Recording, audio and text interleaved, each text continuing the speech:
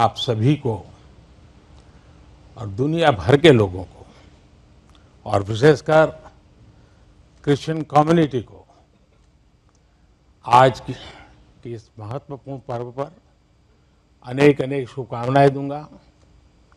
Merry Christmas.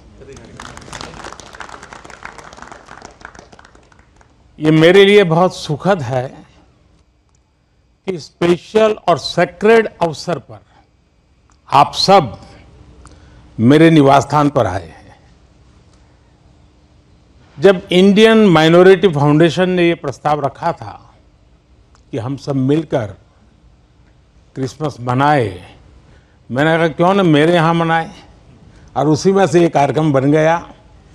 तो मेरे लिए बहुत खुशी का अवसर है। अनिल जी ने मुझे बहुत मदद की, मैं उनका विशेष रूप से आभारी हूँ। इस पहल के लिए मैं माइनॉरिटी फाउंडेशन का भी बहुत आभारी हूँ।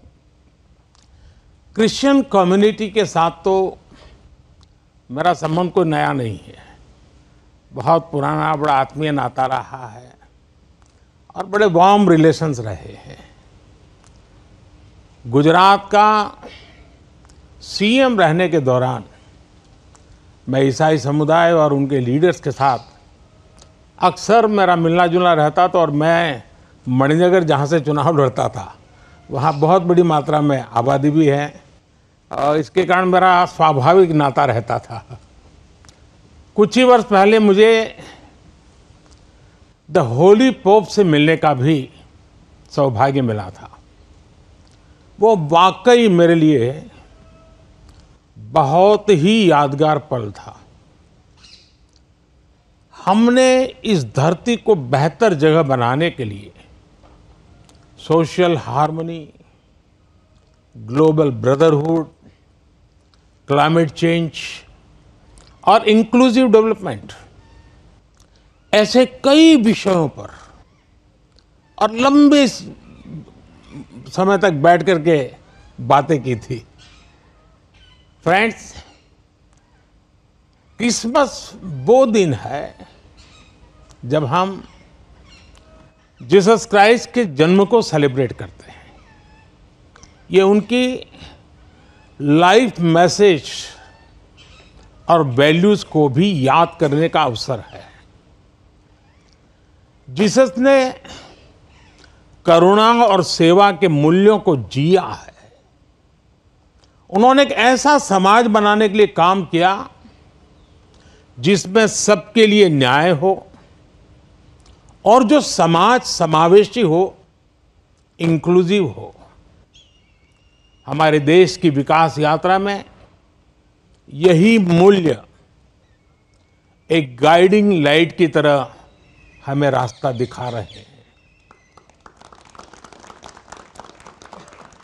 साथियों, समाज जीवन की अलग अलग धाराओं में हम ऐसे कई समान मूल्य दिखते हैं जो हम सबको एकजुट करते हैं।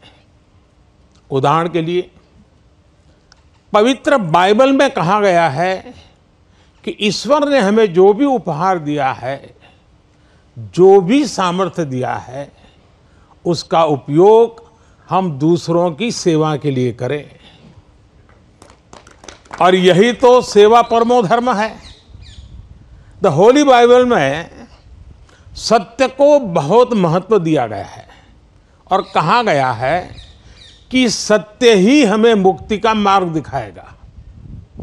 और संयोग देखिए, सभी पवित्र उपनिषदों ने भी अल्टीमेट ट्रूथ को जानने पर फोकस किया है ताकि हम स्वयं को मुक्त कर सकें। हम अपने साझा मूल्यों और हमारी साझी विरासत पर फोकस करके एक साथ आगे बढ़ सकते हैं।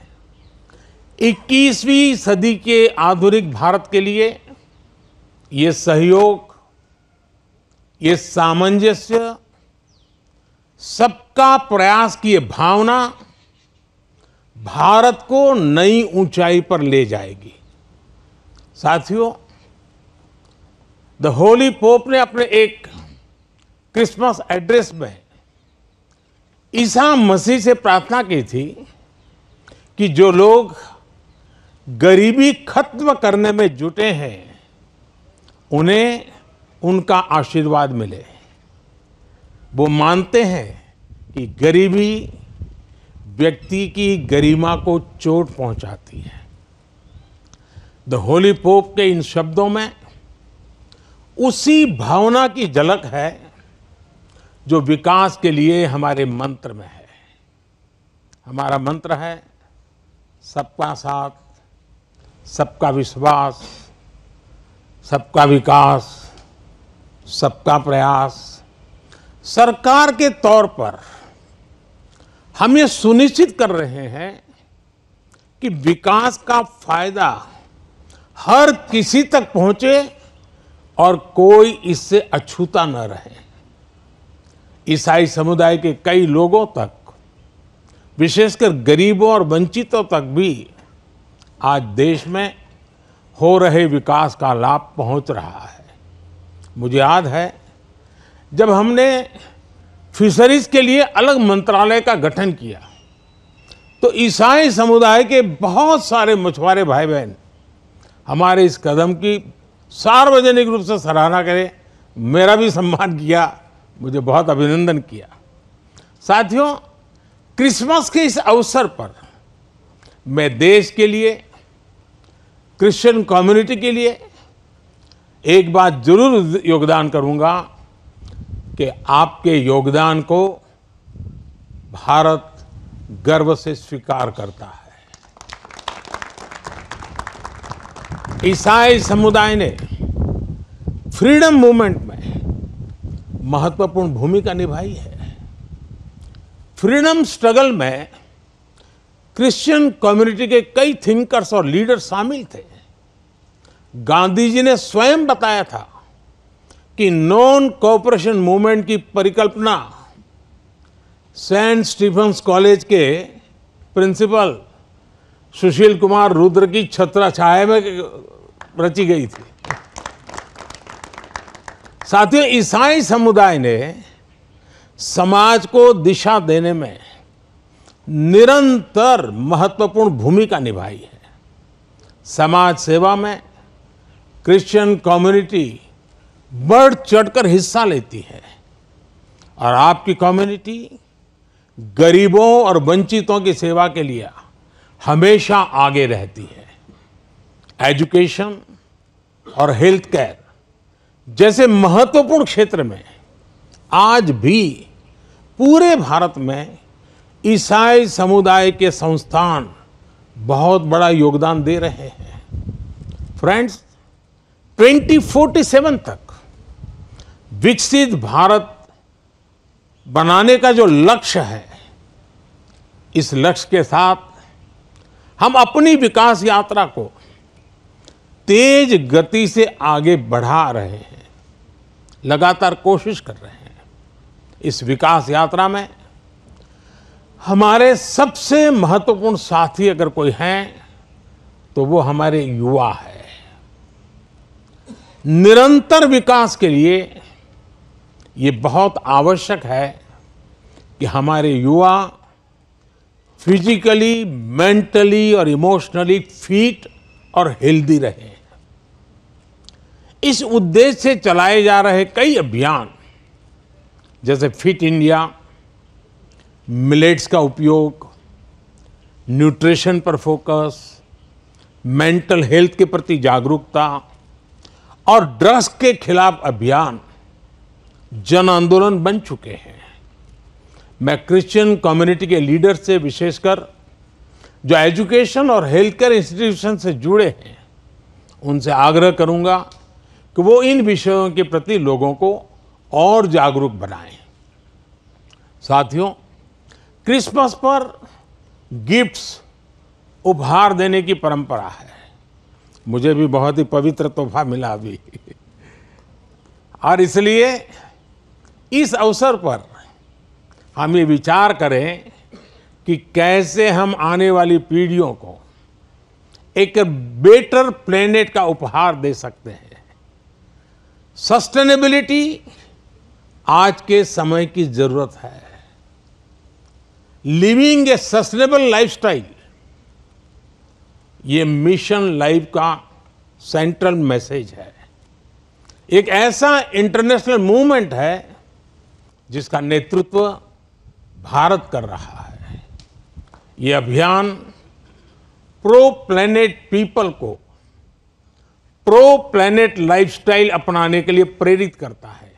और भी संपत जी ने जो छोटी किताब में ग्रीन कलर लाने के लिए कहा है ना, उसका यही भी एक रास्ता है। और उदाहरण के लिए रीयूजिंग और रिसाइकलिंग, बायोडिग्रेडेबल मटेरियल्स का इस्तेमाल, मिलेट्स श्री अन्न को अपनाना, मिनिमल कार्बन फुटप्रिंट वाले उत्पादों को खरीदना, ऐसी कई चीजों को हम अपनी डेली लाइफ का हिस्सा बना सकते हैं और बड़ा बदलाव ला सकते हैं। और मैं मानता हूं क्रिश्चियन कम्युनिटी जो इतनी सोशली कॉन्शियस होती है, वो इस मिशन में प्रमुख भूमिका निभा सकती है, नेतृत्व कर सकती है। साथियों, एक विषय वोकल फॉर लोकल का भी है। जब हम स्थानीय उत्पादों को बढ़ावा देते हैं, जो हम भारत में बनी वस्तुओं के एम्बेसडर बनते हैं, तो ये भी तरह से देश सेवा ही है। वोकल फॉर लोकल के मंत्र की सफलता से देश के लाखों लाख छोटे उद्यमियों को उनका रोजगार जुड़ा है, स्वरोजगार जुड़ा है।